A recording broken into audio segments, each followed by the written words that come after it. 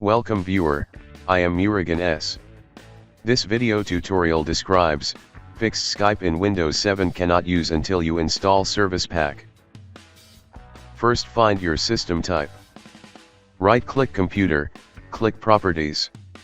My system type is 64-bit operating system. Open any browser.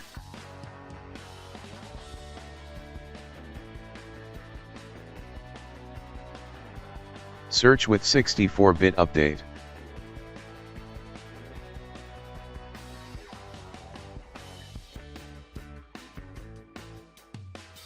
Click Download and install update.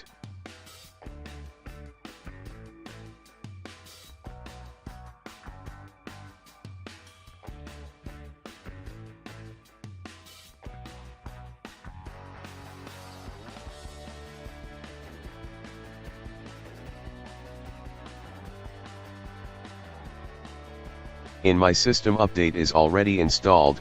After install restart system.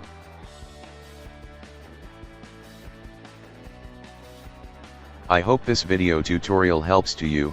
Please like, share and don't forget to subscribe my channel. Thank you very much. See you next video.